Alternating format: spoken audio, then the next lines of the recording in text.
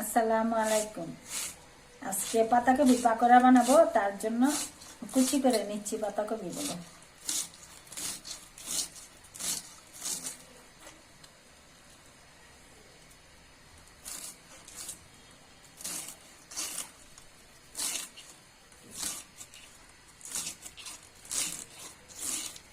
পাতাকপির পাকোড়া বানানোর জন্য পেঁয়াজ, মরিচ ও ধনিয়া পাতা কাইটা নিচ্ছি।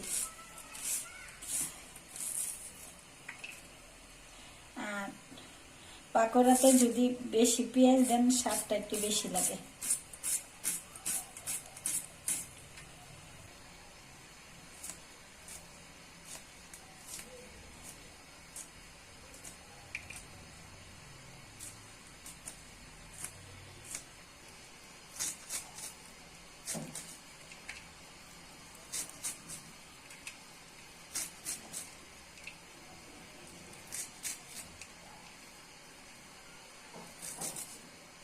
পাতাকপির পাকোড়া বানানোর জন্য দিয়ে দিচ্ছি বেসন,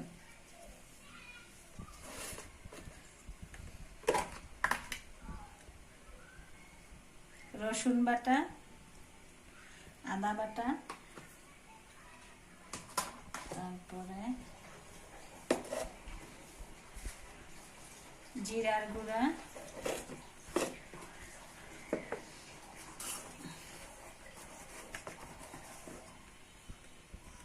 দিয়ে দিচ্ছি হলুদ গুঁড়া, তারপর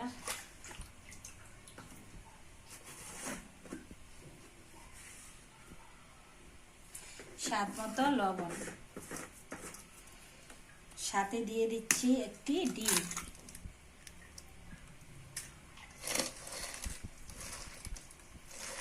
ডিম দিয়ে আমাদের পরিবারের তারা পছন্দ করে, ডিম দিয়ে বানাইলে আপনারাও যদি বানান স্বাদটা একটু বেশি ভালো লাগবে। মচমচে হবে, ডিমটা দিলে মচমচে হবে, ফুলবে, পাকোড়াগুলো খাইতেও স্বাদ লাগবে। তারপর দিয়ে দিচ্ছি পেঁয়াজ কুচি, তারপর দিয়ে দিচ্ছি কাঁচামরিচ কুচি, দিয়ে দিচ্ছি ধনিয়া পাতা।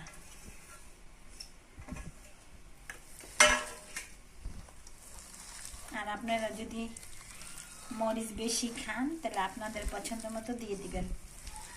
আমরা মরিচ একটু কম খাই।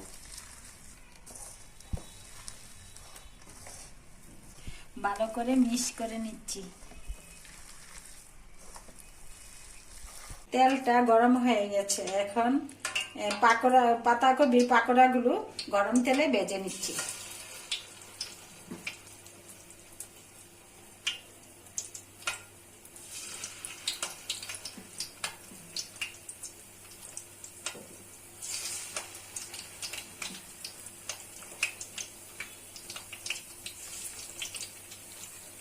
শীতের সময় এই পাকোড়াগুলা নাস্তা করতে খুব ভালো লাগে, সাথে যদি এক কাপ গরম চা হয় টমেটো সস দিয়ে খাইতে ভালো লাগে।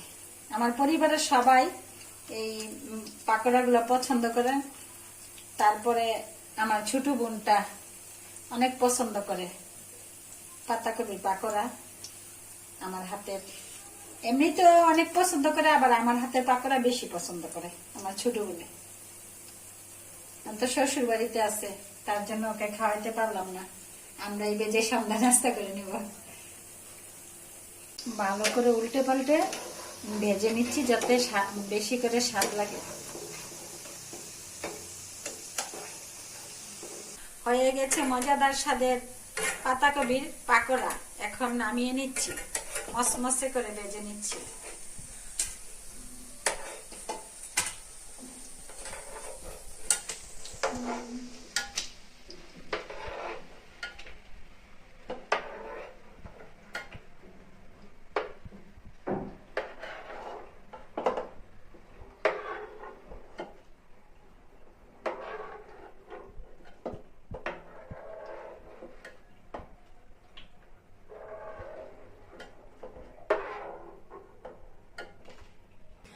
হয়ে গেল মুচমুচে স্বাদের পাতাকপির পাকোড়া। আপনারা সবাই ভালো থাকবেন, সুস্থ থাকবেন, আমার ভিডিওগুলো বেশি বেশি দেখবেন, শেয়ার করবেন। আল্লাহ হাফেজ।